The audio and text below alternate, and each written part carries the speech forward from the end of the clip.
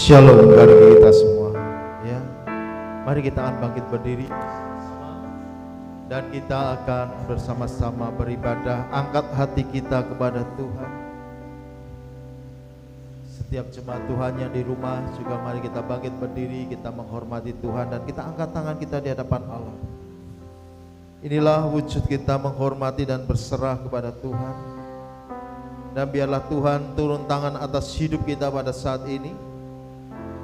Dia akan memberikan kepada kita kekuatan, kasih dan karunia-Nya. Karena kita tahu bahwa pertolongan kita semua datang daripada pihak Tuhan, Allah yang telah menciptakan langit dan bumi. Biarlah turun atas kita sekarang berkat, kasih dan anugerah-Nya yang besar, yaitu saat kita berbakti kepada Allah Bapa di surga. Di dalam nama-Nya yang mulia Tuhan kita Yesus Kristus. Haleluya. Yang siap berbakti bersama kita katakan amin. Haleluya. Mari umat Tuhan, kita mau datang padanya, kita mau buka hati kita. Kita mau izinkan Tuhan masuk di dalam hati kita, dalam hidup kita. Kita mau masuki hadirat-Nya yang kudus. Kita mau mendekat kepadanya seperti rusa yang merindukan air. Biarlah jiwa kita merindukan Tuhan. Haleluya.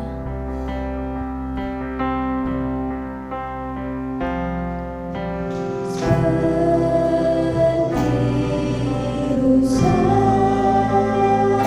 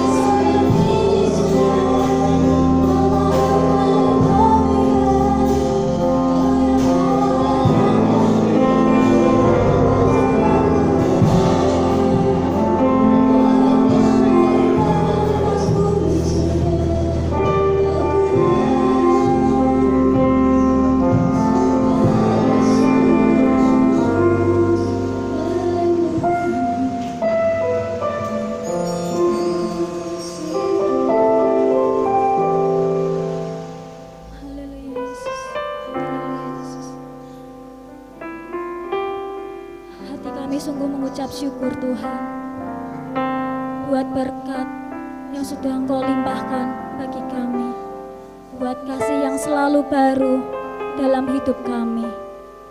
Tuhan, pagi hari ini kami rindu bersekutu denganmu, mencari wajahmu, mendekat kepadamu. Sebab kami tahu Tuhan, saat kami mendekat kepadamu, Engkau akan memberikan sukacita dan kekuatan yang baru. Kami percaya Tuhan, sementara kami menyembah-Mu, sementara kami memuji-Mu, sementara kami mengangkat hati kami, ucapan syukur kami, Engkau hadir dan Engkau berkuasa, dan Engkau akan menyatakan kemuliaan-Mu bagi setiap kami. Terima kasih Tuhan, kami siap untuk menyenangkan hati-Mu, kami siap untuk menjadi persembahan yang hidup dan yang berkenan di hadapan-Mu. Terpujilah nama-Mu kekal sampai selama-lamanya, di dalam nama Tuhan Yesus Kristus. Haleluya, amin. Haleluya. Ada sukacita, amin saudara. Kita mau angkat hati kita mau angkat suara kita mau katakan, sebab Tuhan Yesus baik. Haleluya. Hallelujah.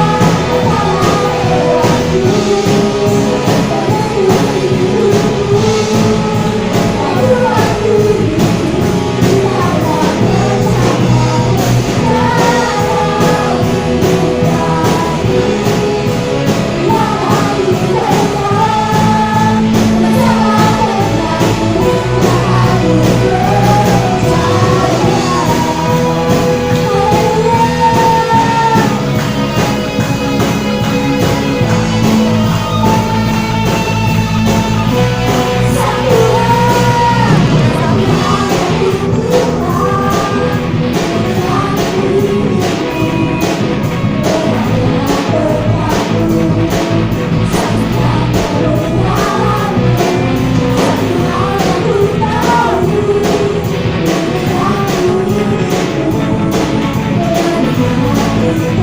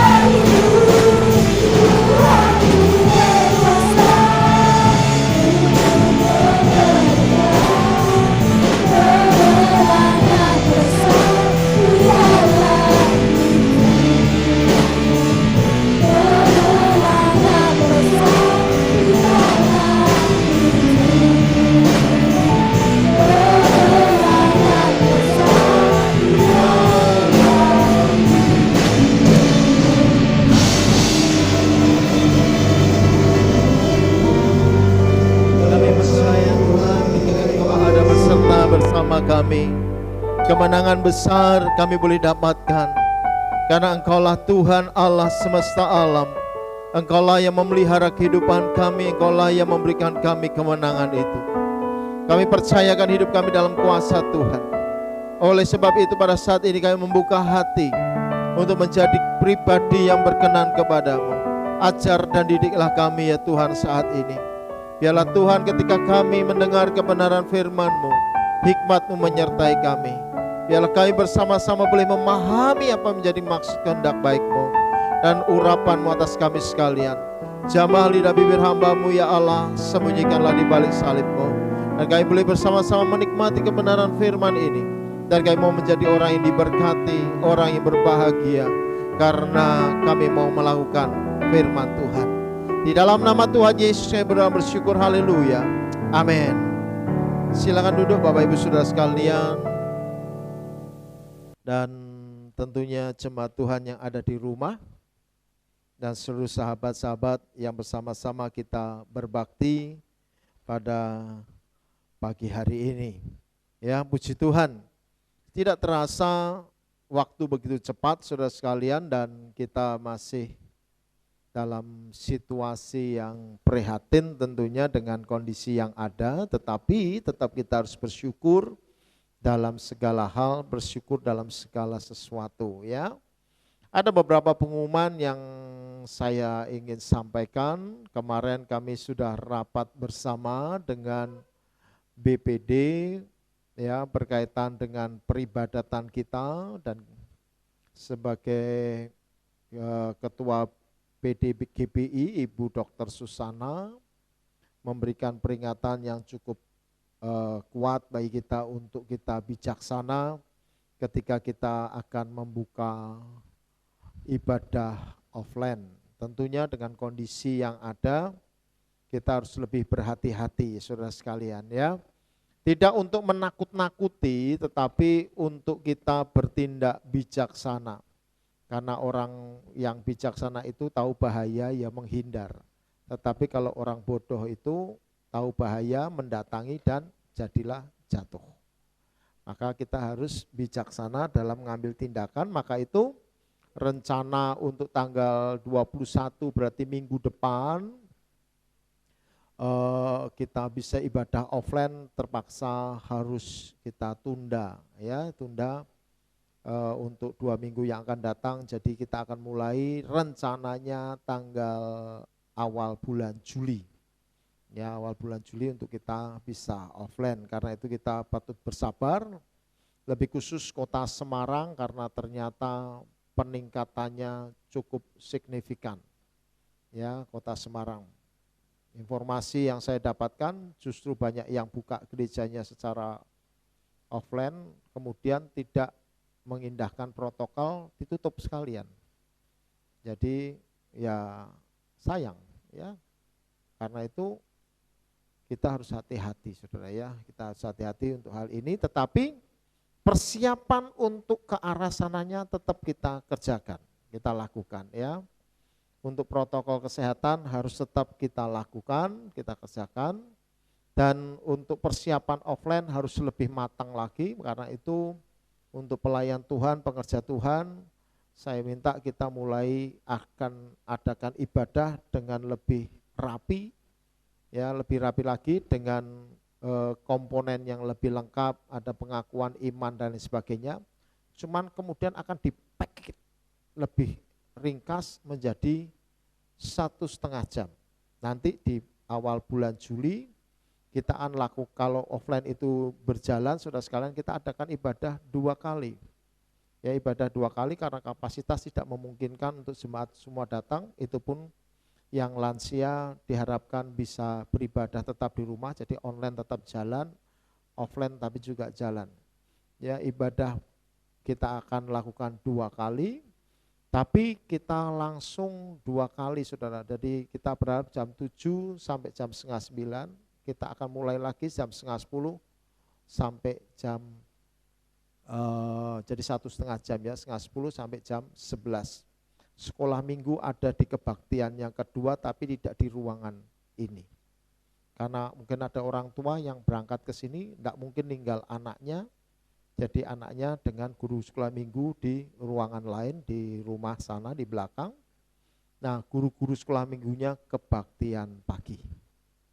Ya, langsung kita adakan langsung kebaktian 2 kali begitu saudara sekalian. Ya, tapi nanti pengumuman selanjutnya bisa diikuti melalui grup WA supaya tidak ketinggalan. Bapak Ibu yang belum mendaftar ke grup WA bisa menghubungi nomor saya, ada di Warta Jemaat. Saling mengabari supaya nanti bisa dimasukkan ke dalam grup WA. Karena yang mau daftar ibadah pagi dan sore harus didaftar dulu. Kapasitas kita maksimal kemarin saya hitung cuma 30. Mentok ini sudah penuh nih. Yang mentok 30 saudara. Ya, jadi mari ya kita bersyukur masih bisa ibadah, haleluya, amin. Dan saya bersyukur jemaat Tuhan GBI di Panembahan Immanuel tidak ada yang kena COVID, haleluya, amin ya. Tetap dalam perlindungan Tuhan, tetap dalam proteksi Allah. Kita berdoa dan berdoa dan berdoa. Saya berdoa sungguh-sungguh kita semua tidak ada yang kena. Ya, dan kita percaya kalau saudara semua ini sudah mengalami imunitas dari Tuhan, haleluya, amin ya. Tapi jangan sembrono loh ya, jangan sembrono. Tapi saya percaya kalau yang masih muda-muda, ya saudara bisa agak sedikit lega ya. Tetapi yang penting jangan sembrono. Kita tetap harus minta proteksi Tuhan dalam hal ini. Saya rasa itu hanya pengumumannya, tetap menunggu informasi dari grup WA gereja kita. Lalu kemarin hari Jumat kita sudah melakukan baptisan air untuk Bapak Bambang, ya cuman 1 saudara sekalian. Tapi saya rasa tuayan sedang menanti, haleluya, amin. Nanti kalau sudah mulai offline kita bisa melakukan baptisan yang lebih besar lagi ya. Tentunya dengan keadaan yang lebih sukacita ya, lebih sukacita karena kita bisa bersama-sama menyaksikan, karena kemarin hanya sedikit yang bisa menyaksikan. Ya, sebenarnya baptisan itu adalah deklarasi iman dan kita patut bersukacita bersama-sama. Malaikat di surga aja sukacita, maksud kita enggak sukacita, haleluya, amin ya. Baik, masuk firman Tuhan. Masih dalam bulan keluarga, saudara sekalian, kita tetap dengan tema Ikatan Damai Sejahtera Kristus. Nah, ini tema yang cukup berat, saudara ya. Tema yang cukup berat, kekudusan keluarga Kristen.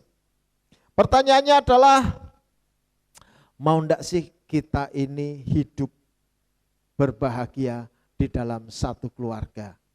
Keluarga yang diperkenan Tuhan, amin. Kata hagios, hagiasmos, kekudusan, hagios itu kudus, itu harusnya melekat dalam kehidupan keluarga Kristen, ada dalam kehidupan setiap orang Kristen. Kalau mau disebut orang beragama, oke lah. Tetapi itulah yang mau dikejar oleh orang percaya, orang beriman, orang beragama, yaitu hidup dalam kekudusan. Namun demikian, di dalam dunia yang semacam ini, kelihatannya kita harus lebih sungguh-sungguh lagi untuk mengejar kekudusan. Menjadi keluarga yang berkenan di hadapan Tuhan. Kekudusan menjadi sesuatu yang penting. Kekudusan itu apa? Kekudusan itu adalah hidup yang, bahasanya gini, hidup yang dikucilkan, dibuat berbeda dengan yang lain. Ini pengudusan ya, di dalam satu kotak minuman ini ada berapa isinya satu kotak? 40 biji mungkin ya, ada satu kotak ya, nggak tahu. Nah ketika saya ambil satu, maka ini sebenarnya saya sedang menguduskan. Ketika saya mulai memperlakukan ini secara khusus, saya ambil, saya minum, ini saya kuduskan. Artinya ini hanya untuk saya. Ini untuk saya dan tidak untuk yang lain. Kenapa? Ini sudah saya pakai sendiri nih. Ini pengudusan namanya.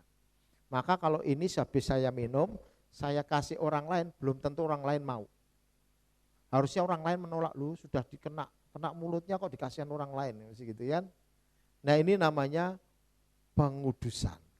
Ya, dari banyak, satu pabrik mungkin jutaan botol, dari jutaan botol diambil satu package kita beli di supermarket mungkin, dari supermarket itu kita buka dosnya, kita ambil satu, kita perlakukan secara khusus, itu namanya pengudusan. Hagiasmos itu. Nah hidup kita di dalam Tuhan itu juga begitu saudara. Dari sekian banyak juta orang, atau sekarang bisa miliaran orang di dunia ini, Tuhan sudah menentukan kita, memanggil kita, memilih kita untuk menjadi miliknya sendiri. Menjadi kepunyaannya sendiri. Itu namanya hagiasmos. Maka orang itu harusnya kalau mengharapkan perlakuan khusus Tuhan, maka dia harus memiliki perilaku yang khusus pula. Kita pengen dapat berkat Tuhan secara khusus, dapat anugerah Tuhan secara khusus, dapat karunia Tuhan secara khusus, mendapatkan pertolongan Tuhan secara khusus. Nah, Tuhan juga menuntut kita supaya kita memiliki juga perlakuan yang khusus. Maka itu kita ada timbang balik. Nah, oleh sebab itu saudara sekalian, supaya hidup di dalam keluarga Kristen itu berlimpah-limpah di dalam kasih karunia Tuhan, maka kita bersama-sama harus hidup di dalam kekudusan. Maka kalau yang pengen berkeluarga, berkeluargalah yang kudus. Kalau yang sudah berkeluarga, mari kita belajar kembali untuk belajar hidup dalam kekudusan. Kita baca firman Tuhannya ada di dalam 1 Tesalonika 4 ayat 1 hingga ayat yang kedua. Demikian ayat sampai ayat 12 ya, saya bacain buat saudara ya. Nah, akhirnya saudara-saudara kami minta dan nasihatkan kamu dalam Tuhan Yesus. Kamu telah mendengar dari kami bagaimana kamu harus hidup supaya berkenan kepada Allah. Hal itu memang harus kamu turuti, tetapi baiklah kamu melakukannya lebih sungguh-sungguh lagi. Kamu tahu juga petunjuk mana yang telah kami berikan kepadamu atas nama Tuhan Yesus. Karena inilah kehendak Allah pengudusanmu, yaitu supaya kamu menjauhi percabulan, supaya kamu masing-masing mengambil seorang perempuan menjadi istrimu sendiri dan hidup di dalam pengudusan dan penghormatan. Ya, bukan di dalam keinginan hawa nafsu seperti yang dibuat oleh orang-orang yang tidak mengenal Allah, dan supaya dalam hal ini orang jangan memperlakukan saudaranya dengan tidak baik atau memperdayanya, karena Tuhan adalah pembalas dari semuanya ini, seperti yang telah kami katakan dan tegaskan kepadamu. Allah memanggil kita bukan untuk melakukan apa yang cemar, melainkan apa yang kudus. Karena itu siapa yang menolak ini bukan menolak manusia, melainkan menolak Allah yang telah memberikan juga rohnya yang kudus kepada kamu. Tentang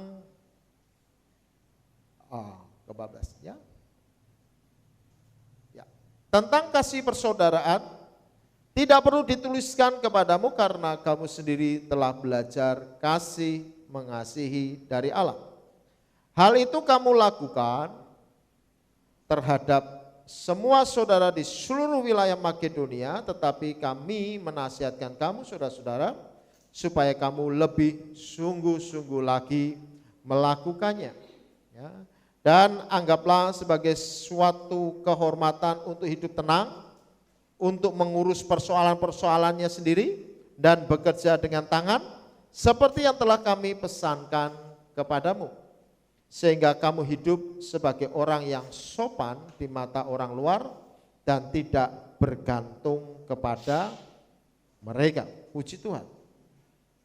Saudara sekalian, bahwa tujuan hidup berkeluarga itu sebenarnya agar menjadi orang yang berkenan kepada Allah. Di mana Allah setuju dengan apa yang kita perbuat. Apa yang kita lakukan, Tuhan setuju. Itu namanya perkenanan Tuhan. Nah, dalam pernikahan saudara sekalian, takdirnya itu sebenarnya, kalau saya ngomong di dalam pernikahan, takdir yang benar-benar takdir, ini jodohku itu saudara ya.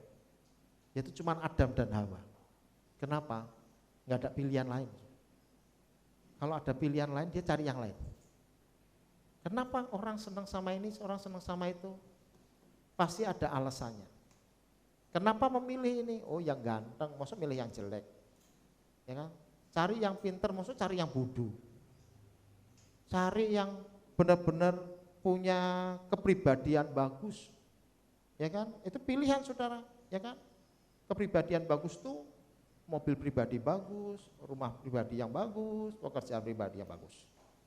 Itu namanya pilihan saudara. Itu milih saudara. Kan enggak bisa cek-cek mek itu saudara. Cek-cek mek itu apa biasanya? Pergi ke pasar, tutup mata, mana jodohku, muter, ini dia. Nah ketemu tukang pikul. Repot saudara.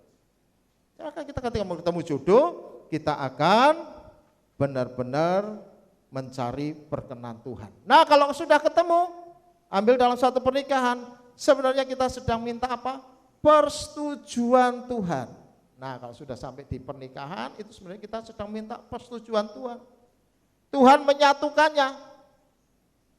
Kalau bahasa saya mengatakan kita paksa Tuhan setuju pilihan kita. Kenapa? Karena belum tentu Tuhan setuju sama itu. Ya kan?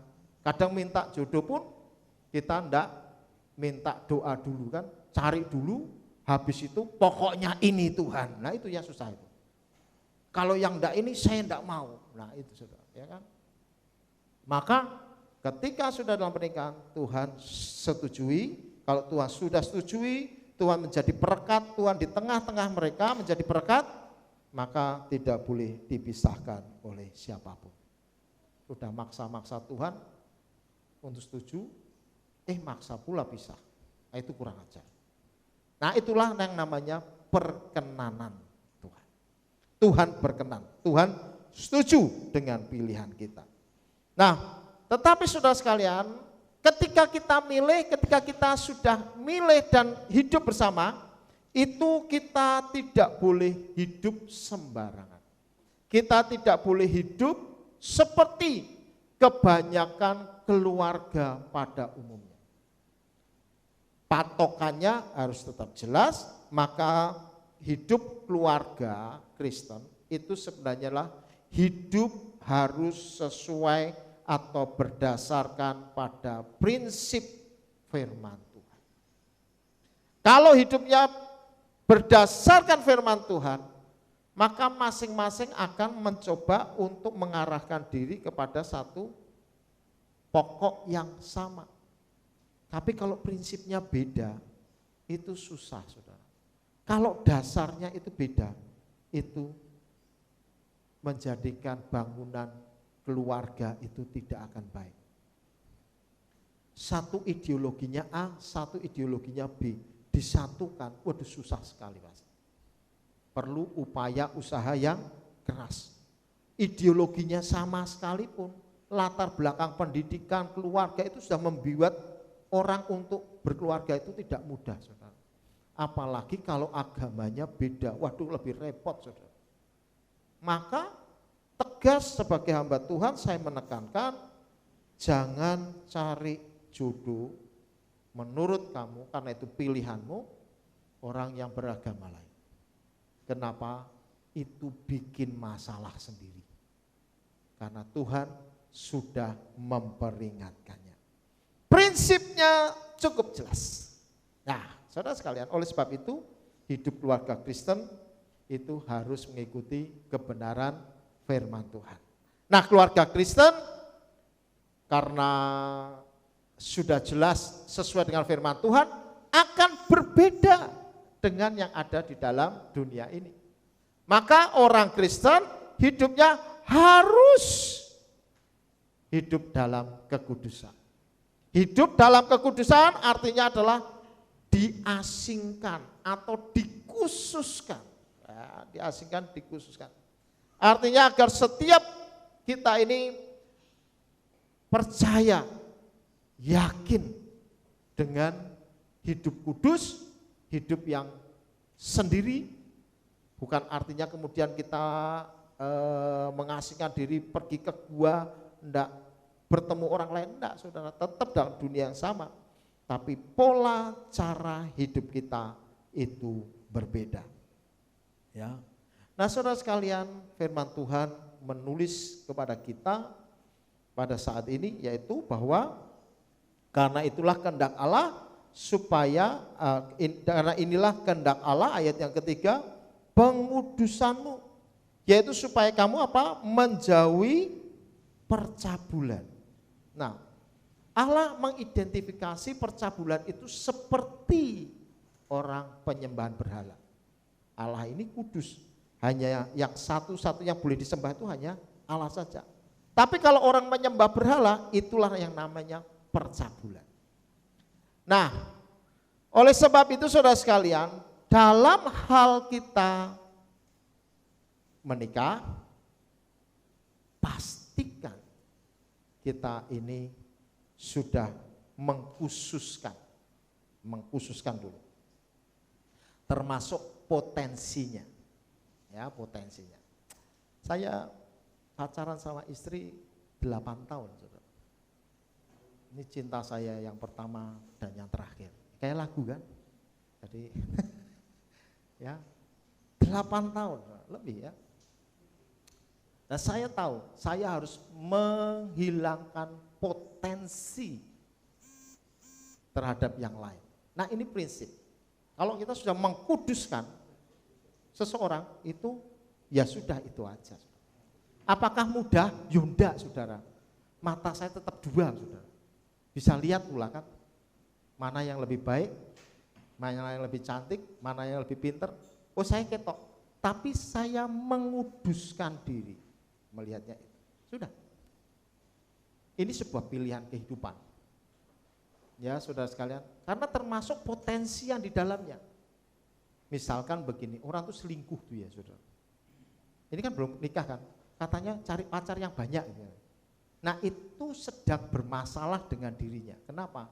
Dia sedang hidup dalam perselingkuhan itu, persundalan itu. Kenapa? Potensi, karena nikahnya bisanya cuma satu. Orang Kristen nikahnya cuma bisa satu saudara kan? Kalau kita pacaran sama ini dan pacaran sama ini, jadinya yang mana? Yang A atau yang B? Oh jadinya sama yang B. Lah A ini potensi punya siapa? Nah potensinya siapa? Itulah yang namanya perselingkuhan. Jadi kalau pacaran ya jejek macek satu aja dulu. Kalau kok akhirnya Tuhan menghendaki lain, ora cocok, oh geger, enggak pas sama keluarga, itu lain persoalan. Cari lagi. Ya kan? Jangan cari lagi, jangan kemudian mengurung diri, cari lagi, selesai. Ya kok enggak cocok, sudah. Tetapi kalau sudah masuk dalam keluarga, hidup sebagai suami istri, maka firman Tuhan cukup jelas. Supaya kita apa? Hidup dalam kudus dengan satu istri, satu pasangan saja. Oleh sebab itu hindari yang namanya hubungan seks tidak bermoral. Hubungan seks tidak bermoral ini disebutkan sebagai suatu penyimpangan, ya, kata porneia. Nah, saudara kalau kata porneia, maka saudara tahu nama kata yang disebut dengan porno. Ya, maka mencakup dalam hal ini pornografi, prostitusi, ya hubungan seks di luar nikah, itu adalah semua porneia. Itu tidak boleh dilakukan. Karena itu adalah yang disebut dengan percabulan, saudara sekalian. Tidak boleh kita lakukan. Nah, saudara sekalian, sebenarnya seksualitas adalah karunia dan bukti kasih Allah bagi kita. Setiap orang harus menyadari bahwa seksualitas itu adalah karunia. Oleh karena karunia, maka harusnya tidak boleh digunakan sembarangan. Karunia, saudara. Ya, itu hadiah Tuhan.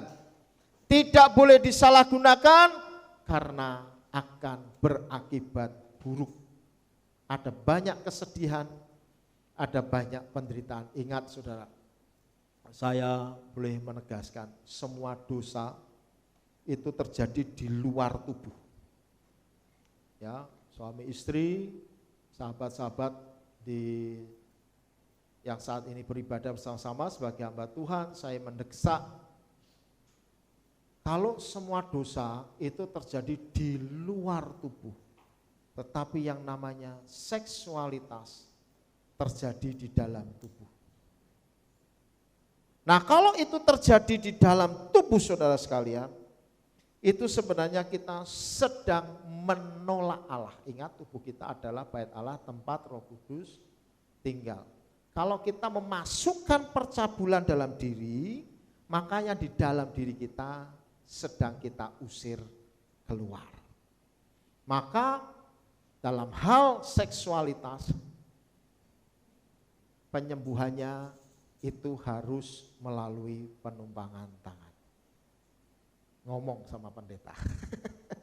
Harus ada pengakuan supaya kamu sembuh. Kalau enggak percaya, nanti akan ada orang yang jatuh, bangun, jatuh, bangun, jatuh, bangun, jatuh. Sudah tak coba, sudah bertahan sebulan, 2 bulan kok jatuh lagi. Ya, nonton pornografi lagi, selingkuh lagi, enggak akan selesai tanpa pengakuan dan penumpangan tangan hamba Tuhan. Lewat pembimbingan baru selesai. Jadi saudara sekalian,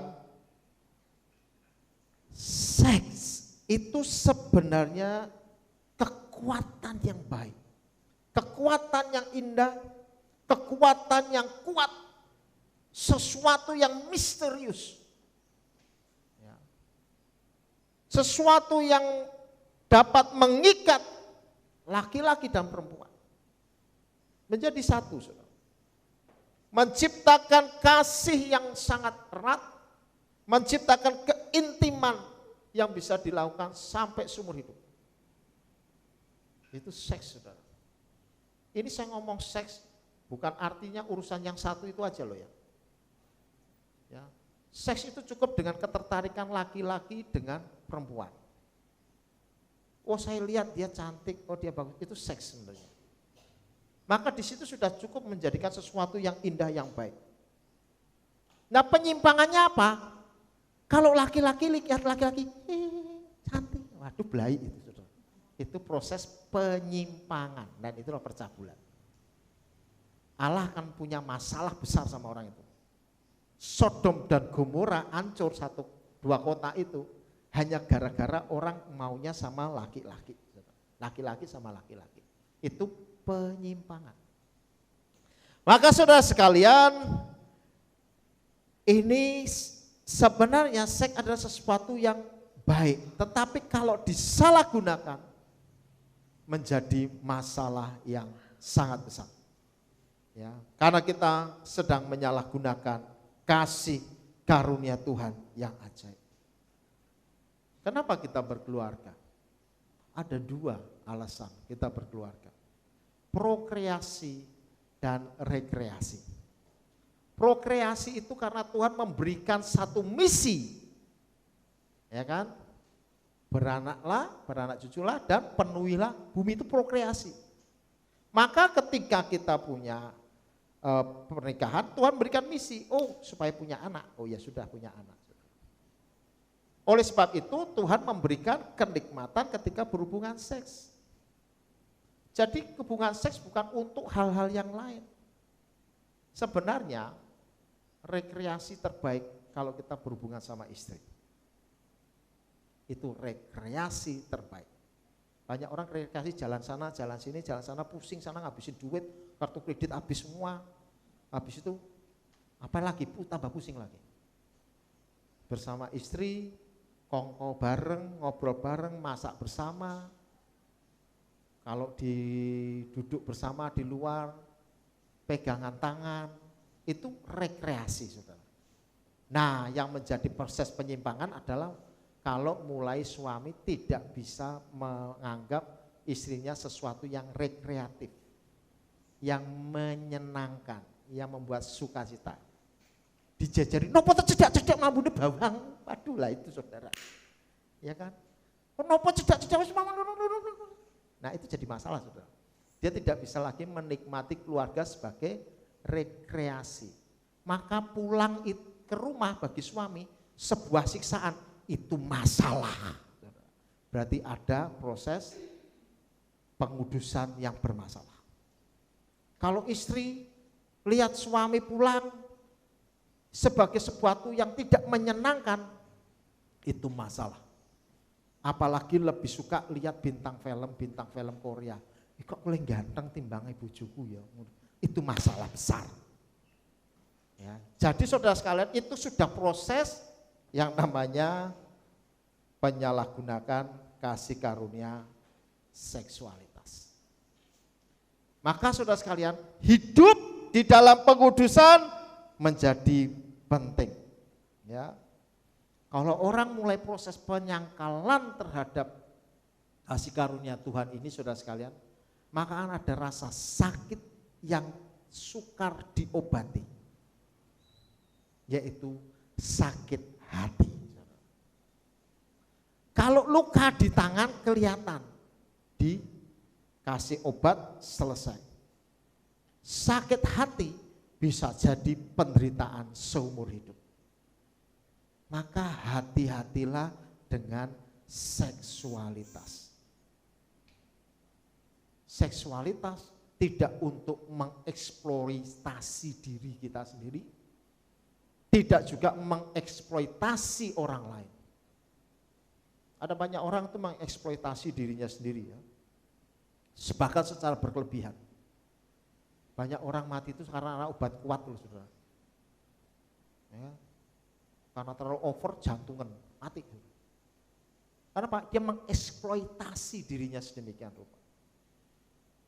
Bukan pada titik untuk pemuasan nafsunya. Bukan di situ. Seksualitas itu untuk meningkatkan romantisme dengan pasangan, tidak dengan yang lain. Karena itu pengendalian diri kita menjadi sangat penting.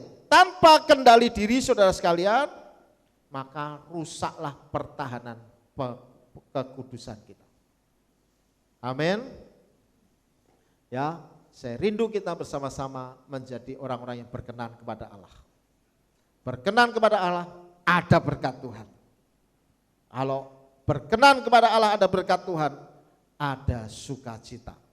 Nah, kita rindukan keluarga yang sukacitanya melimpah. Amin. Karena itu saudara sekalian, solusinya apa untuk masalah seksualitas ini? Yang pertama firman Tuhan sudah menulis tadi, milikilah pasangan sendiri dan hidup dalam pengudusan dan penghormatan.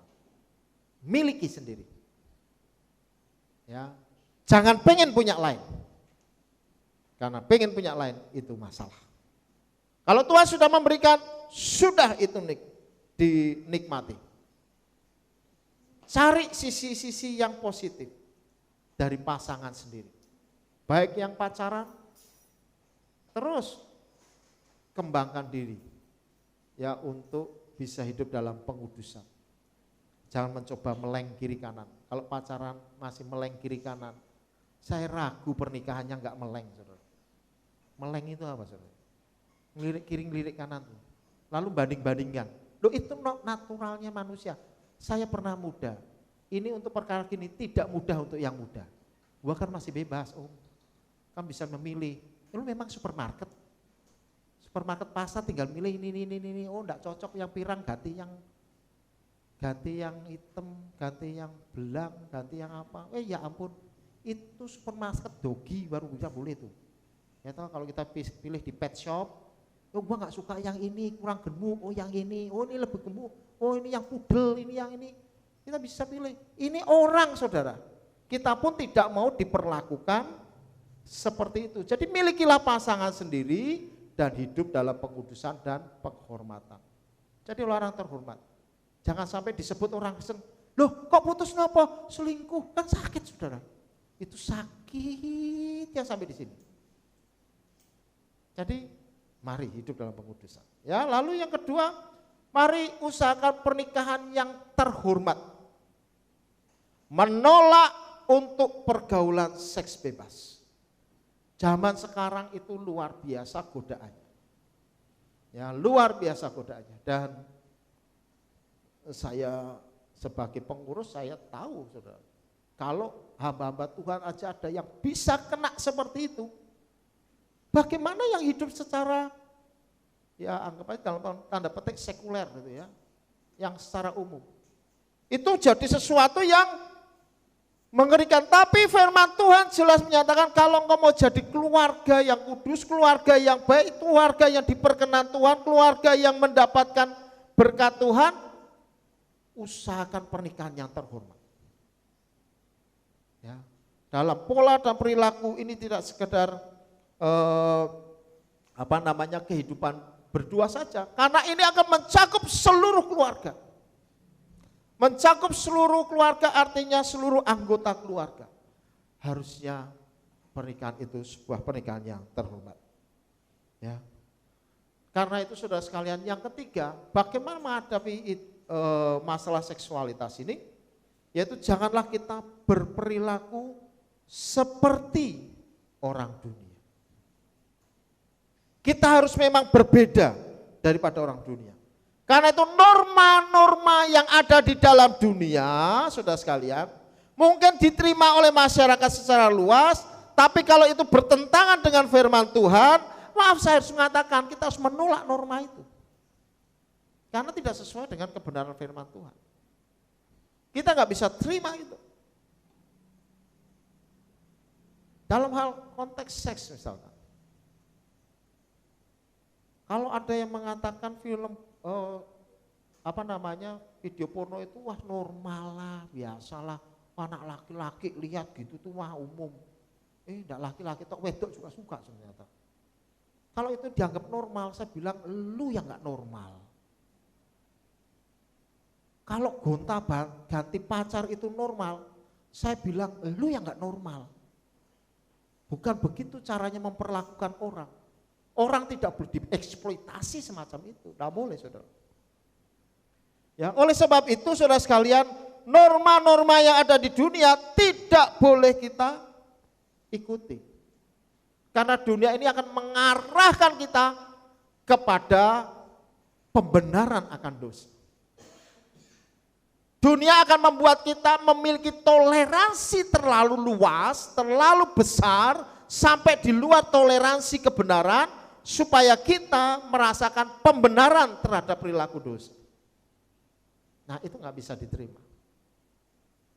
Kadang ada film-film gitu ya, film-film telenovela kayak apa, kayak zaman dulu ya. Atau sekarang model-model drakor yang bercerita misalkan istrinya sukanya marah-marah, cerewet, lalu sukanya nyakiti suaminya, lalu suaminya ketemu dengan cewek lain, lalu cewek lain itu memang orangnya baik, trimonan dan lain sebagainya, lalu kita mengatakan memang layak gitu, ditinggal we bojone, wis milih karo sing iki. Nah itu yang masalah siapa itu? Sampai kita punya anggapan semacam itu bermasalah, saudara. Karena itu sekali lagi di tengah persetujuan setiap hubungan itu ada Tuhan. Tuhan setuju, artinya di sanalah patokan kita. Dan dan Tuhan itu terwakili melalui firman. Ya, Yesus adalah firman. Firman-Nya menjadi manusia. Maka patokan kehidupan kita harusnya adalah di dalam kebenaran firman, saudara sekalian. Ya, karena itu mari ini menjadi peringatan bagi kita bahwa ada bahaya yang namanya amoralitas seksual. Ini akan berakibat buruk karena itu artinya menolak panggilan Tuhan. Minggu lalu kita belajar tentang panggilan Tuhan terhadap keluarga Kristen, tapi lebih daripada itu amoralitas seksual itu juga adalah menolak Tuhan sendiri. Nah, kalau kita bisa memahami pengkhususan gini, saudara, maka saudara tahu yang namanya kasih yang lebih luas dari itu, yaitu kasih filio. Kalau saya bisa mengkhususkan istri saya, maka saya bisa mulai filio. Tuhan bertanya sama Petrus, apakah kamu agapo? Nggak bisa Petrus jawab. Kenapa? Karena kadarnya masih filio, masih kasih persaudaraan, masih kasih terhadap saudara-saudara sedarah. Filio.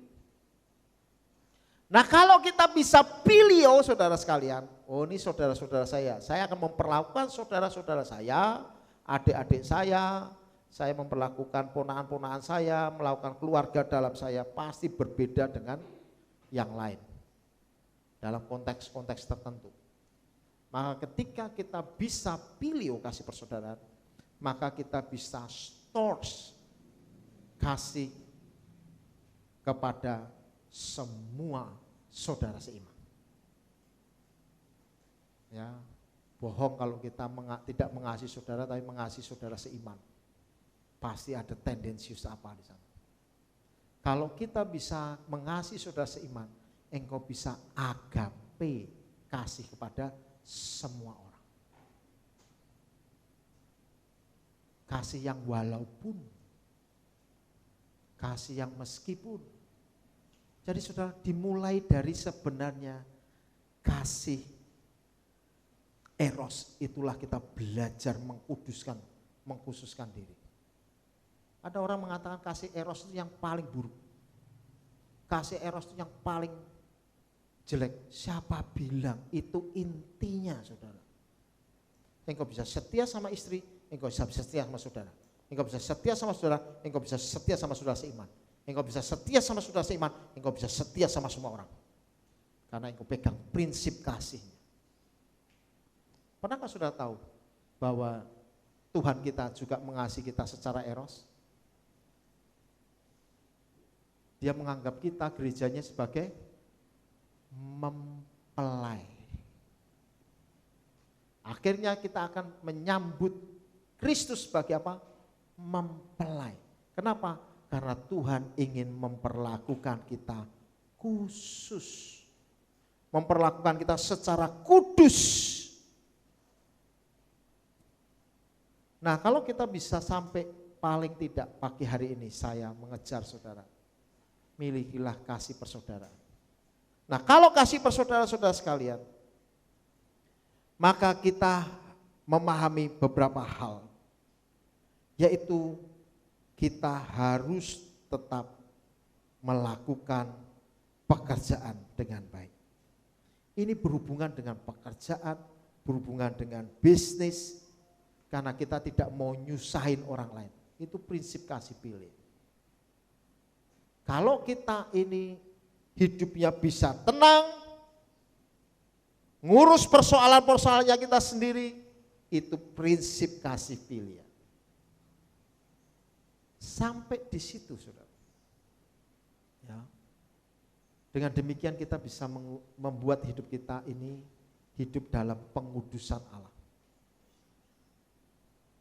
Maka saudara saya mendesak bagi kita, paling tidak kalau dengan kasih persaudaraan yang ada, karena keluarga itu tidak hanya sekedar keluarga inti suami istri, keluarga juga ada bagian adik dan lain sebagainya, adik, kakak, paman dan lain sebagainya. Prinsipnya adalah sederhana, ojo nyusahke. Nah itu engkau sudah mengasihi. Amin. Ya, saya percaya kita akan bisa lebih lagi menjadi keluarga yang berkenan di hadapan Tuhan. Maka kita sampai pada kesimpulan, saudara sekalian, Allah rindu agar keluarga Kristen hidup dalam kekudusan, terutama kekudusan secara seksual, sehingga dapat menguatkan iman kerohanian saudara-saudara seiman dan orang-orang pada kebanyakan. Orang-orang lain akan melihat apakah keluarga Kristen harmonis. Orang-orang lihat apakah keluarga Kristen hidup dalam kerukunan. Ingat, kerukunan dan harmonisasi akan mengundang berkat Tuhan dari Gunung Hermon ke Gunung Sion. Gunung Hermon itu salju abadi, Sion itu tidak punya sumber, satu-satunya di sana. Ketika matahari terik, airnya mengalir, keluar masuk ke Sion. Nah itulah artinya berkat Tuhan yang terus mengalir, tidak pernah berhenti. Kalau ada kerukunan, ada keharmonisan. Orang-orang di luar akan melihat dan bisa mencontoh kita kalau kita punya kasih persaudaraan. Antara saudara dengan yang lain tidak muncul pertengkaran, perselisihan. Orang lain akan melihat dan mereka akan diteguhkan iman untuk percaya kepada Tuhan. Oh, mending jadi orang Kristen aja. Karena orang Kristen punya guidance, punya petunjuk, punya arahan yang jelas, yaitu firman Tuhan di dalam berkeluarga. Keluarga yang diberkati Tuhan. Amin. Firman Tuhan cukup sekian. Saudara sekalian, mari kita akan datang kepada Tuhan. Saya undang para pemusik. Biarlah kita menjadi orang yang berbahagia dengan memahami kebenaran firman Tuhan dan melakukan kebenaran firman Tuhan. Hari ini kita belajar menjadi keluarga yang dikuduskan atau kekudusan dalam keluarga Kristen. Saya berharap semua memahami dan kita harus terus mengejar kekudusan itu karena Tuhan berkenan atas hidup kita. Haleluya. Adakan pujian firman-Mu, pelita bagi kakiku, terang bagi jalan. Bagi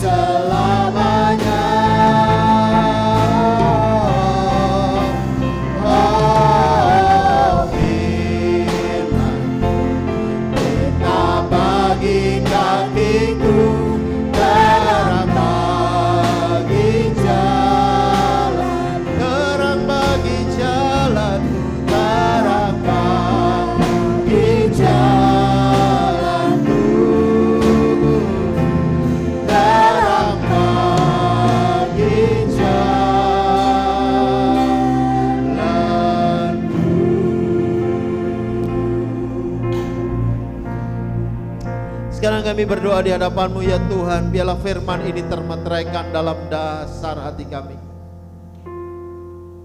Hamba-Mu terbatas dalam menyampaikan, tapi kami mohon berselas kasih sayang Tuhan. Allah Roh Kudus berbicara lebih keras lagi dalam batin setiap kami, karena kami tahu Tuhan, hidup kami dikhususkan Tuhan.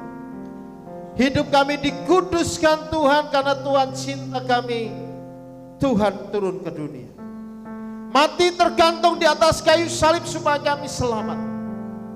Engkau punya misi dan semuanya tuntas, selesai, sempurna.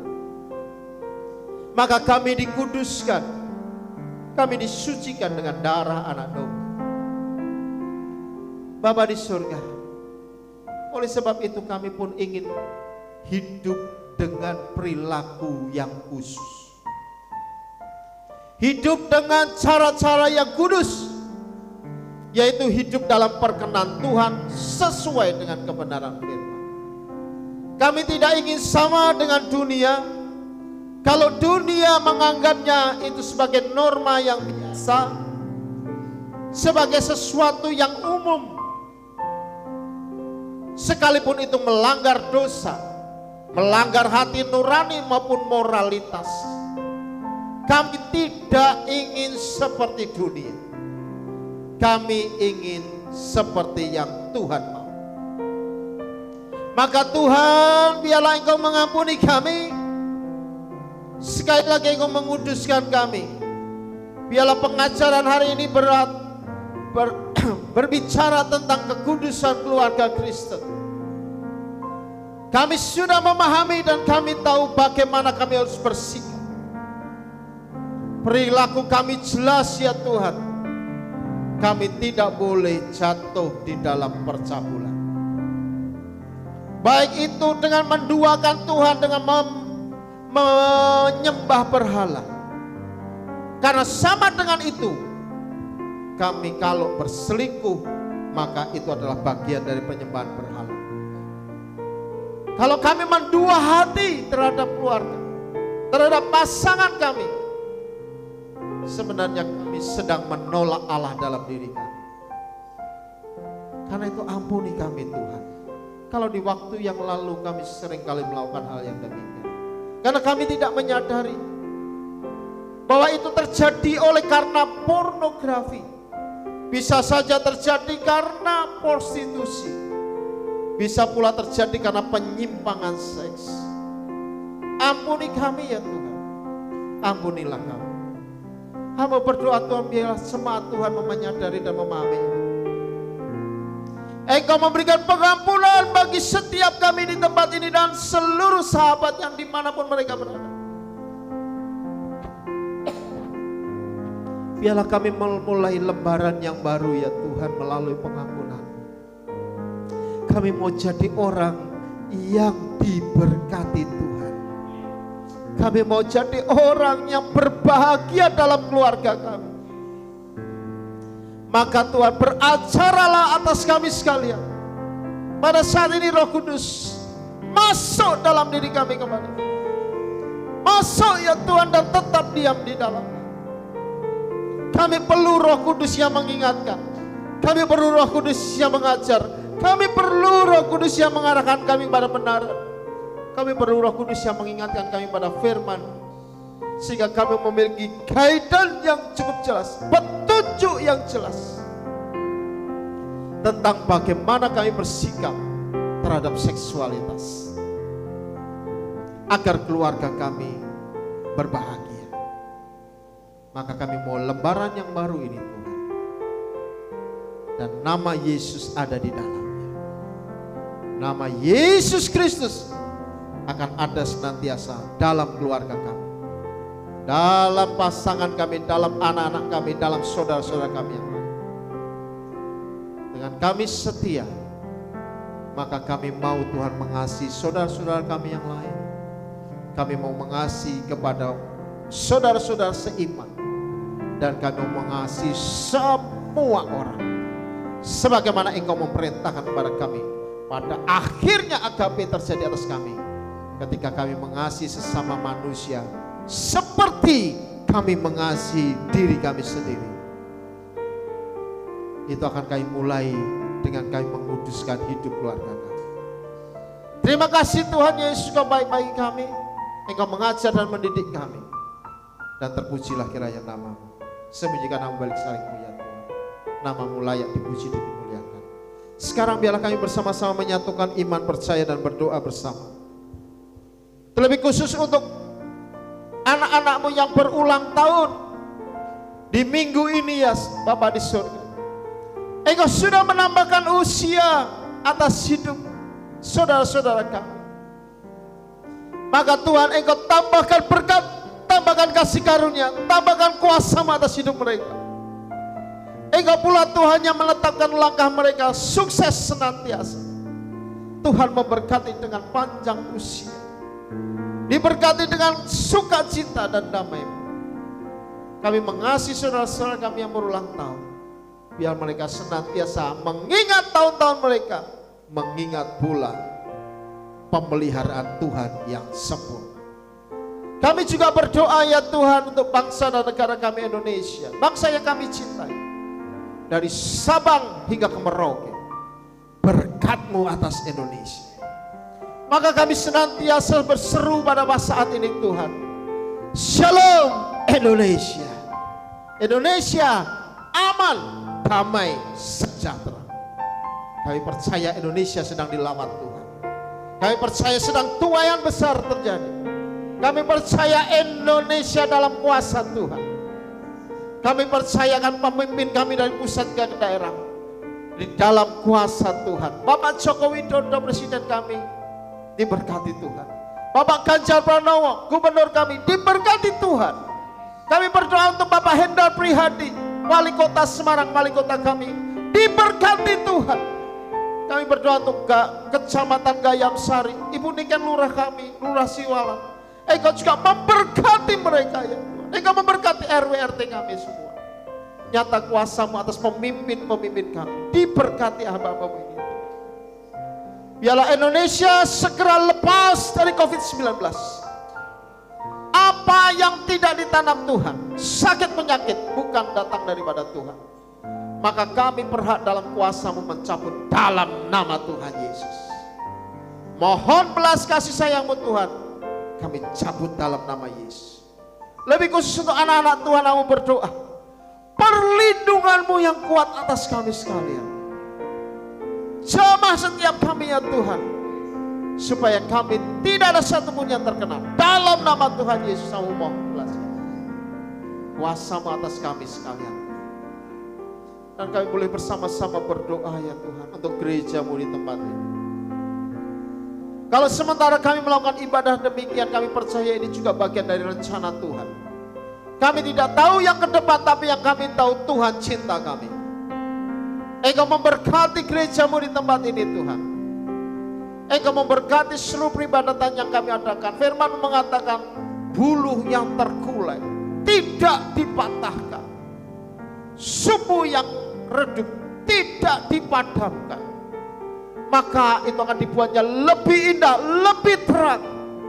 Maka kami percaya Tuhan, ibadah raya kami 1-2, ibadah anak-anak, ibadah youth, ibadah untuk WPI, ibadah untuk lansia akan lebih terang lagi, akan lebih indah lagi, akan lebih baik lagi di dalam nama Yesus. Kami hidup dalam kuasa Tuhan, kami hidup dalam perkataan Allah. Kami tahu akan ada masanya, Engkau membuatnya indah pada waktunya. Terima kasih ya Tuhan, Engkau baik. Diberkati tetangga kami kiri kanan muka belakang, semuanya diberkati Tuhan. Dan saatnya Tuhan kami menghadap kepada-Mu sekali lagi dengan merendahkan diri. Mari jemaat Tuhan, angkatlah tangan-Mu di hadapan Allah. Ketika Engkau berserah sepenuh kepadanya, Tuhan sedang turun tangan atas hidupmu, memberikan kebaikan demi kebaikan kepada kebaikan yang lebih besar lagi. Yakin dan percaya pada pertolongan Tuhan. Tuhan tidak pernah membiarkanmu sendiri. Karena itu jemaat Tuhan kekasih Kristus, sahabat-sahabat semua, ketika engkau menghormati Tuhan, mengangkat tanganmu di hadapannya dengan mengingat hari Sabat Tuhan untuk engkau berbakti kepadanya, makalah terimalah berkat Tuhan. Bapa di surga, bukankah mereka melakukan apa yang baik dan benar di hadapan? Bukankah mereka sudah berbakti kepadamu dengan memuji dan membesarkan nama Tuhan? Menikmati pahitmu, menerima kasih karunia Tuhan, mendapatkan anugerah yang ajaib, bahkan menerima kebenaran firman. Dan mereka menjadi pribadi yang berbahagia. Mereka mempersembahkan korban syukur. Mereka memberikan, mengembalikan persepuluhan sebagai ketaatan dan memberikan korban khusus untuk pekerjaan Tuhan. Maka mau berdoa dalam nama Tuhan Yesus. Biarlah Tuhan Engkau melipat gandakan hasil usaha setiap anak-anak. Engkaulah Tuhan yang meneguhkan buah tangan setiap kami dan membuat hidup kami berhasil serta beruntung. Dimanapun saja kami berada, maka keluar masuk pintu akan menemukan padang rumput yang hijau, menemukan aliran air yang tenang. Hamba berdoa dalam nama Tuhan Yesus, sejahterakanlah anak-anak Tuhan pada saat ini. Mereka yang berbakti ya Tuhan, sejahterakanlah. Dicukupkan dari apa yang mereka makan, minum atau mereka pakai. Nyata kuasa Tuhan atas keluarga-keluarga Kristen, menjadikan mereka keluarga yang sukses, keluarga yang berbahagia. Keluarga ini berganti dengan berkat-berkat tak terduga. Allah nyatakan kuasa atas keturunan kami sehat, kuat dan pandai. Mereka menghasilkan prestasi yang memuliakan Tuhan. Tuhan Engkau memberkati setiap langkah kami, terus naik, tidak pernah turun, menjadi kepala bukan menjadi ekor. Allah yang menyatakannya setia, memberkati dengan damai sejahtera dan sukacita yang besar. Allah akan membuat hidup kami senantiasa menapaki gunung-gunung kemenangan. Dan di dalam nama Tuhan Yesus semuanya menjadi mungkin oleh kuasa Tuhan Yesus. Tidak ada yang mustahil.